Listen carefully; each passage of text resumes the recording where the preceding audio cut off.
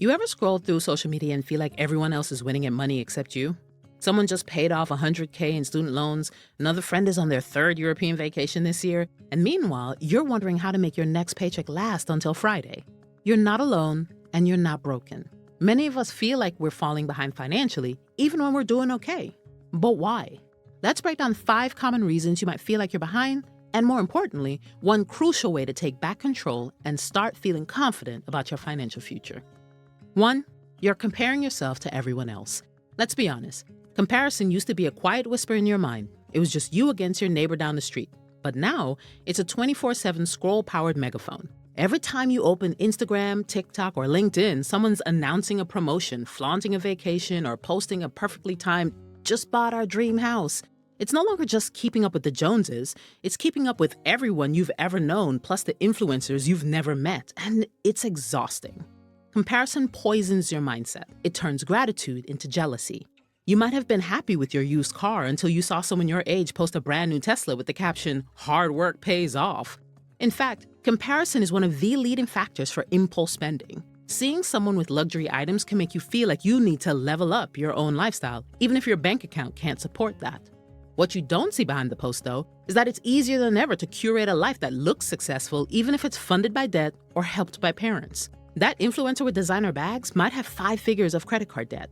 The couple who bought a $700,000 home may have gotten a hefty down payment from family, or that entrepreneur claiming 6-figure months could be talking about revenue, not profit, and still barely making ends meet. Comparison isn't just about money, it's about identity. When we see others succeed financially, it often triggers a feeling of inadequacy. Why not me? What am I doing wrong? Am I falling behind in life? So let's stop the spiral. Track your own wins. Ignore everything else. It's simple advice, but tougher in practice. Instead of obsessing over what others have, keep your own score log. Every debt repayment, every savings deposit, every month you stick to your budget, that's a win. Moving forward, even slowly, is still progress. 2, you haven't hit traditional milestones yet. Most of us have felt that invisible checklist. Graduate, buy a house, get married, have kids, all before 40. And if you haven't checked all those boxes, it feels like you've somehow failed. But this ideal timeline was built for a world that no longer exists. Our parents and grandparents lived in an economy where college was affordable, housing was relatively cheap, and wages could support a single-income household. Fast forward to today, and wages have stagnated while the cost of living has exploded. Student loans are literally crushing a generation, and home prices are laughably out of reach. So why are we still judging ourselves by outdated milestones? You don't have to own a home by 25, nor do you have to be married with 2 kids and a dog before 30. Most people are taking longer to hit traditional milestones, and that's okay. In fact, the median age of first-time homebuyers in America is now 38 and rising. And side hustles, freelance work, and non-linear career paths are becoming the norm. So redefine what success means for you. Maybe you haven't bought a house yet, but you've saved $10,000 for the first time ever. That's a win. 3, you don't know where your money's going. Have you had this moment? You check your bank account mid-month and think, wait, where did it all go? You thought you were being responsible, you didn't splurge on anything, you didn't buy anything huge, and yet your balance is alarmingly low and payday feels forever away. It's not that you're lazy, it's not that you're necessarily irresponsible, it's that your money is leaking through small cracks you can't see, and that makes you feel helpless. When you don't have a clear picture of your finances, it's easy to default to stress, anxiety, and avoidance. Suddenly, you just refuse to check your accounts or you swipe your card and hope it goes through. But this is like driving to a new destination without GPS. This lack of visibility can make it feel like you're behind, even if you aren't. The truth is that it's not usually large expenses that derail us, it's the small, repeated ones. It's the $15 subscriptions that add up. It's the spontaneous $45 Uber Eats orders or the $38 Amazon impulse buys.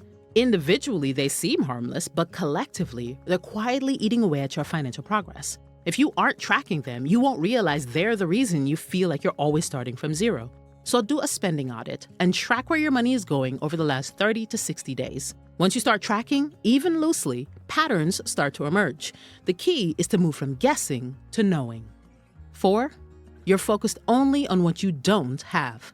Our brains are wired to spot problems. It's a survival mechanism that kept early humans alive. But when it comes to modern finances, that same wiring can leave us feeling constantly inadequate.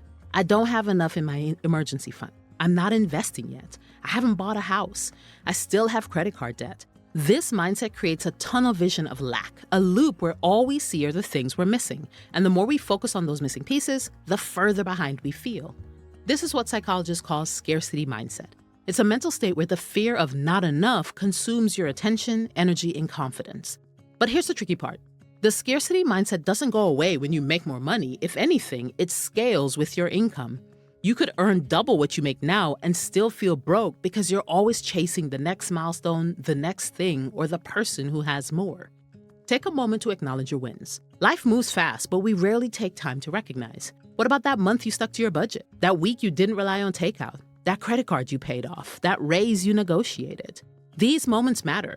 They're not minor, they're fundamental to your financial identity.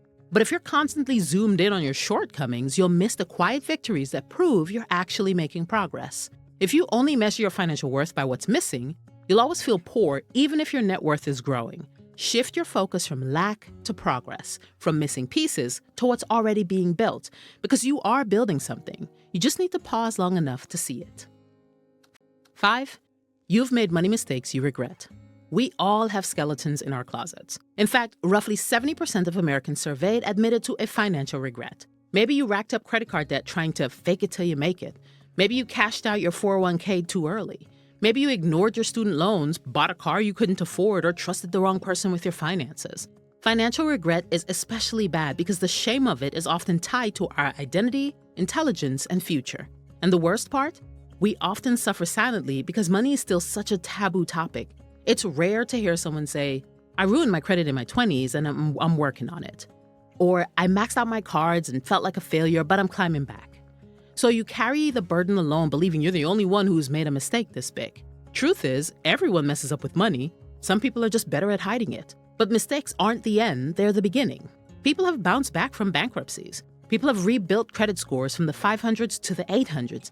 Even others have paid off 6 figures in debt with average incomes. Mistakes educate you. They show you where your boundaries are, and they reveal what doesn't work. Now it's up to you to learn from them. Before we take a look at the actionable step you can take right now to stop feeling financially behind, if you've gotten this far in the video, please consider liking and subscribing. It really does help us out. Create a financial dashboard for your life. Remember, personal finance is not a race with anyone else. It's your personal journey, but you can't track what you don't measure. One of the biggest reasons people feel financially lost is that everything lives in their head. So let's get it down on paper. Create a simple spreadsheet or use a notes app and make note of current bank account balances, total debt, current savings and investments, monthly income versus expenses, and financial goals. Then color code your progress. Green for things that are growing, yellow for things to watch out for, and red for items that need immediate attention. This gives your brain visual evidence of your progress, even if it's slow. Clarity kills anxiety. A financial dashboard replaces emotional guessing with objective reality. This gives you power to make informed decisions. And here's a bonus tip.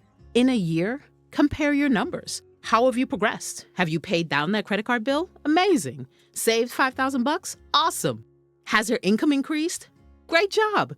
You've made obvious progress in just 1 year. Imagine what you can do in 20. Thanks so much for watching. If you enjoyed the video, please share it with a friend. And we'll see you in the next one.